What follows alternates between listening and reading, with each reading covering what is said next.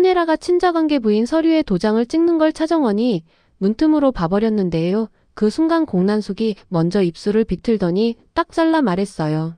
정원은 치워야 해. 여기서 멈추면 다음 장면이 궁금해서 못 버텨요. 계속 볼 거면 구독 먼저 고정해요. 오늘은 감정 결과가 아니라 차정원 숨줄이 걸린 날이거든요.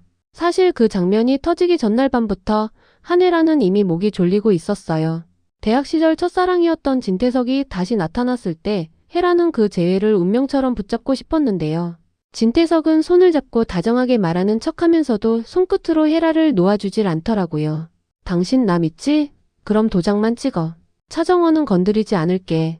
한혜라는 그 말이 거짓일 수도 있다는 걸 알면서도 믿고 싶었어요.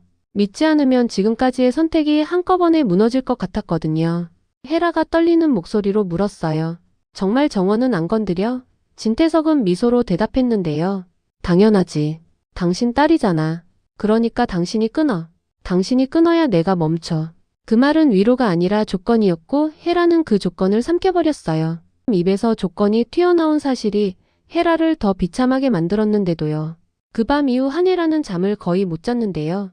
눈을 감으면 차정원 얼굴이 떠올랐고 눈을 뜨면 진태석의 당신이 귓가에 붙었거든요. 혜라는 차정원을 살리고 싶었어요. 그런데 살린다가 결국 끊는다로 바뀌는 순간 혜라 마음 안에서 뭔가가 뚝 부러지는 느낌이 들었고요. 그래도 도장을 찍지 않으면 진태석이 더 큰 칼을 꺼낼 것 같았습니다. 그리고 오늘 서류 위에 찍힌 도장이 잉크도 마르기 전에 공난숙이 움직였어요.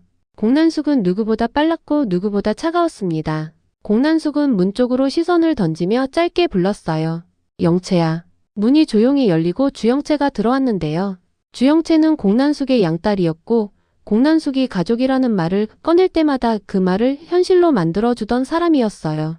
주영채는 한혜라를 한 번 보고 진태석을 한 번 보고 서류를 한 번 후고는 표정을 지워버렸습니다. 공난숙이 낮게 물었어요. 금고 열쇠 가져왔지? 주영채가 주머니에서 열쇠고리를 꺼내 손바닥 위에 굴렸는데요. 금속 소리가 아주 작게 났는데도 방안이 더 크게 울리는 느낌이었어요. 네, 엄마. 진태석은 서류를 툭툭 두드리며 낮게 웃었어요. 잘했어. 당신. 한혜라가 떨리는 목소리로 물었어요. 이걸로 끝이야. 약속했잖아. 진태석이 고개를 살짝 기울였는데요. 끝났지. 당신과 차정원 사이가. 공난숙이 기다렸다는 듯 바로 받았어요. 그럼 됐네. 정원만 정리하면 우리 쪽은 산다. 진태석이 공난숙을 바라보더니 느리게 덧붙였어요. 차정원 그 아이를 제거라도 하시겠다. 그 말이 떨어지자 한혜라 얼굴이 하얗게 질렸습니다. 관계를 끊는 서류와 사람을 지우는 말은 달랐고 진태석은 일부러 그 경계를 한 번에 넘겨버린 거였거든요. 문틈 밖에 차정원은 그 순간 귀가 멍해졌어요. 방 안의 말은 전부 들리는데도 정원 머릿속은 다른 소리로 가득 찼거든요. 작업실에서 들었던 속삭임, 차정원 씨가 감정 결과를 건드렸다는 말, 이번엔 주영채가 이긴다는 말, 그리고 진아의 떨리는 목소리까지요. 어제 아침 차정원은 진아와 손을 잡았었는데요. 진아는 눈을 피하지 못한 채 말했어요. 차정원 씨, 이번 결과 영채 쪽으로 굳으면 차정원 씨는 끝이에요. 차정원은 그때도 담담한 척했지만 손바닥이 젖었고요. 그래도 뒤집어야지. 그 말은 다짐이 아니라 살려달라는 비명에 가까웠습니다.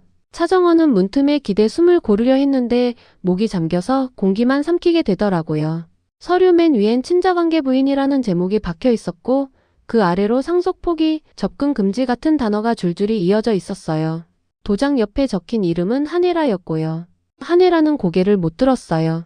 고개를 들면 차정원 눈을 마주쳐야 했고 그 눈빛이 오늘 밤을 끝내버릴 것 같았거든요. 바로 그때 차정원이 결국 문을 열고 들어왔어요. 목소리가 얼어붙은 듯 차분했는데요. 그래서 더 무서웠습니다. 엄마 지금 뭐해? 한혜라가 고개를 들었어요. 눈이 붉었지만 버티려는 표정이었고요. 정원아 나가. 차정원이 서류를 집어들고 천천히 훑었어요. 나를 가족에서 빼겠다는 거야? 한혜라가 숨을 삼켰습니다. 너 살리려고 한 거야. 차정원이 낮게 물었어요. 그럼 방금 치운다는 말은 뭐야? 엄마도 들었잖아. 진태석이 한 걸음 다가왔습니다. 말투는 부드러운데 내용은 칼이었어요. 차정원 씨, 세상은 부모가 자식 버리는 걸 오래 붙잡지 않아요. 사정이 있었겠지 하고 넘어가죠. 차정원이 이를 악물었어요. 그 사정이 당신이야? 진태석이 너무 쉽게 고개를 끄덕이더라고요. 그래요. 내 사정. 그리고 한혜라를 흘끗 보면서 덧붙였어요. 당신도 알잖아. 세상은 금방 잊어. 그러니까 정리만 하면 돼. 그 말에 차정원 속이 뒤집혔습니다. 정리라는 단어가 사람한테 붙는 순간 사람은 물건이 되니까요. 차정원은 한혜라를 똑바로 봤어요. 엄마 나한테 왜 이래? 지금도 나를 살린다고 믿어? 한혜라의 입술이 떨렸습니다. 너 살려야 했어. 나도 살고 싶었고. 그 말이 더 잔인했어요. 살린다는 말로 버리는 걸 포장하는 느낌이었거든요. 공난숙이 차갑게 정리했어요. 시간 끌지 마. 정원은 밖으로 빼. 주영채가 그 말에 바로 움직이려 했습니다. 차정원은 주영채를 똑바로 봤어요. 차정원 씨, 저는 원래 제 편만 챙겨요. 그게 저를 키운 사람이 원하는 방식이기도 하고요. 주영채의 시선이 공난숙으로 잠깐 스쳤고 공난숙은 아무 말도 안 했습니다. 그 침묵이 승인처럼 느껴졌어요. 그 순간 차정원은 확실히 알게 됐습니다. 공난숙이 말만 한 게 아니라 이미 실행하고 있다는 걸요. 한혜라가 차정원의 손목을 잡았어요. 그 손이 얼음처럼 차가웠습니다. 정원아, 나랑 나가. 지금. 차정원이 손목을 뿌리치려다가 멈칫했는데요. 그 차가움 속에 공포가 그대로 들어 있었습니다. 혜라가 떨리는 목소리로 말했어요. 진태석 진짜로 할 수 있어. 차정원이 낮게 물었습니다. 그럼 왜 아직도 그 사람 옆에 있어? 한혜라는 대답이 막혔어요. 사랑이었고 빚이었고 약점이었고 무엇보다 태석이 쥐고 있는 비밀 때문이었으니까요. 진태석이 혜라를 보며 툭 던졌어요. 당신 설명하지 마. 차정원 씨는 이해하려 들면 무너져. 차정원이 진태석을 똑바로 봤습니다. 무너지게 만들려고 엄마한테 도장 찍게 한 거지. 진태석이 느리게 고개를 끄덕이더라고요. 맞아요. 사람이 무너지면 증거도 같이 무너지거든요. 그 순간 차정원 휴대폰이 진동했어요. 이번엔 진세훈 전화가 먼저 떠올랐습니다. 세훈은 오늘 아침에도 정원 어디야? 지금은 움직이지 말라며 목소리를 낮췄는데요. 차정원은 그 낮은 목소리가 더 불안했습니다. 세훈은 막아줄 것처럼 말하면서도 공난숙 앞에서는 늘 한 발 늦었거든요. 차정원이 전화를 끊자마자 또 진동이 왔고 발신자는 홍세프였습니다. 홍세프는 한 번 배신했고 또 배신을 팔 수 있는 사람이었죠. 메시지는 짧았습니다. 금고 열쇠 누가 가져갔는지 알아. 차정원은 숨이 턱 막혔습니다. 비밀 금고 USB가 있어야 할 곳. 그런데 사라진 그 USB요. 차정원이 진태석을 향해 낮게 물었습니다. USB 당신이 가져갔지? 진태석은 태연한 얼굴을 만들어 보였어요. USB요? 무슨 USB? 너무 뻔한 거짓말이라 오히려 더 무서웠습니다. 차정원은 확신했어요. USB는 단순한 파일이 아니라 공난숙과 진태석이 뒤에서 주고받았던 거래 기록들, 돈이 오간 계좌와 지시 메시지, 그리고 사람이 사라지던 날들에 누가 무엇을 시켰는지까지 박혀있는 살인의 증거였거든요. 그래서 공난숙이 치운다는 말을 먼저 꺼낸 거겠죠. 그 USB가 세상 밖으로 튀어나오는 순간 둘 다 끝이니까요. 차정원이 진태석 얼굴을 놓치지 않았습니다. 방금 흔들렸네.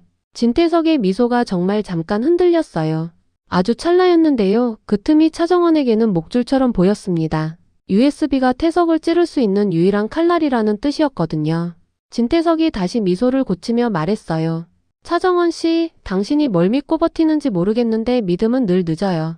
그 말이 끝나기도 전에 문 밖에서 또 다른 진동이 울렸습니다. 진샘이 메시지였어요. 차정원 씨, 금고 찾지 마세요. 찾으면 더 아파요. 차정원은 그 문장을 읽는 순간 피가 식었습니다. 진세미는 진태석과 한혜라의 딸이고 이 집에서 가장 빨리 게임 규칙을 배운 사람이었거든요. 세미가 먼저 알고 있다는 건 이미 판이 짜여 있다는 뜻이었습니다. 공난숙이 주영채를 재촉했어요. 열어. 주영채가 열쇠를 세워들고 금고 앞으로 갔습니다. 차정원은 그 손을 보며 입술을 깨물었는데요. 피맛이 나도 눈을 떼지 않았습니다. 주영채가 차정원을 보며 말했어요. 찾는 거 이거 맞죠? 금고 열쇠요. 차정원의 핏기가 싹 빠졌습니다. 왜 내가 그걸? 주영채가 고개를 살짝 기울였어요. 공난숙 엄마가 시키면 해요. 그게 양딸로 상갑시니까요. 공난숙이 짧게 덧붙였어요. 열어. 그리고 정원 발목 잡을 걸 꺼내. 금고 문이 딱 하고 열리려는 순간 차정원은 한혜라 손을 다시 봤습니다. 도장을 찍던 그 손이 아직도 떨리고 있었거든요. 차정원은 속으로 말했어요. 엄마가 무너졌다면 내가 엄마까지 끌어올려야 한다. 그런데 그 생각이 끝나기도 전에 공난숙이 한 줄을 더 얹었습니다.